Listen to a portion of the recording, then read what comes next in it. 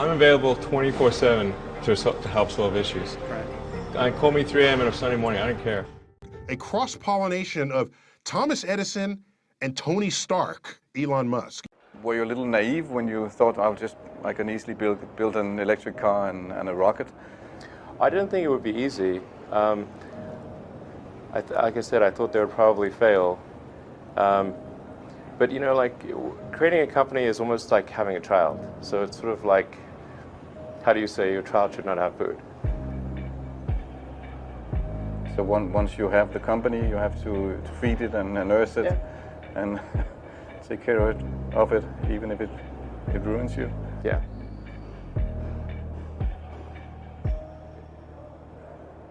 But suppose there were some tough times in 2008, end of 2008. How did you get through that period of crisis? Yeah. Can we just break for a second? Sure, of course. You want to wait a little while? Yeah, I sure hope it was worth it. Sure hope so. Sure hope it was worth it. It's everything. And I was borrowing money from friends to pay the rent. Well, I mean, Tesla really faced a severe threat of death due to the Model 3 production ramp. Essentially, the company was bleeding money like crazy, and just if we didn't solve these problems in a very short period of time, we would die. And it was extremely difficult to solve them. How close to death did you come? Within single-digit weeks. 22 hours a day, or like what? How many I hours? was working, so 7 days a week, sleeping in the factory. I worked in the paint shop, general assembly, body shop. You ever worry about yourself imploding? Like it's just too much? Absolutely. No one should put this many hours into work. This is not good. People should not work this hard. They should not do this. It's very painful. Painful in what sense? It hurts my brain and my heart. Where do you come up with your best ideas? Are you on vacation, or are you kind of just like in the middle of the night you wake up and start drawing things down? Or You know, sounds really cliche, but like the shower is probably like wake up and go to shower in the morning. And I think actually what's really happened is kind of stuff is percolated in the subconscious. Right.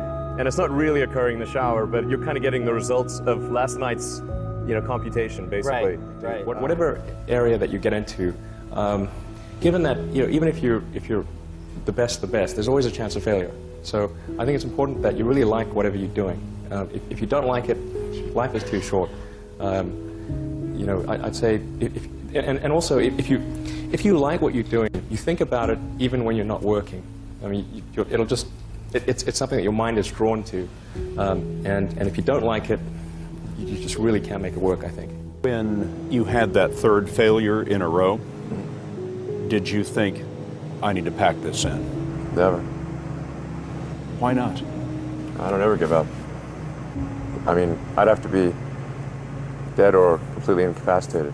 Starting a business, I'd say, number one is have a high pain threshold. That's it. There's a friend of mine who's got a good saying, which is that starting a company is like eating glass and staring into the abyss. Okay, that's generally what happens, because when you first start a company, there's lots of optimism and things are great, and then so happiness at first is high. Then you encounter all sorts of issues, and happiness will steadily decline, and then you'll go through a whole world of hurt. And then eventually, if you succeed, and in most cases you will not succeed, and Tesla almost didn't succeed, came very close to failure. Then if you succeed, then after a long time you will finally get back to happiness. I think too is you've got to make sure that whatever you're doing is a great product or service. It has to be really great. And I go back to what I was saying earlier, where if you're a new company, I mean, unless it's like some new industry or new market if it's an untapped market, then you have more ability to, the standard is lower for your product or service. But if you're entering anything where there's an existing marketplace against large entrenched competitors, then your product or service needs to be much better than theirs. It can't be a little bit better, because then you put yourself in the shoes of the consumer and they say, why would you buy it as a consumer? You're always going to buy the trusted brand unless there's a big difference. So a lot of times, you know, an entrepreneur will come up with something which is only slightly better. And it can't just be slightly better. It's got to be a lot better. Number 3, I'd say, is constantly seek criticism.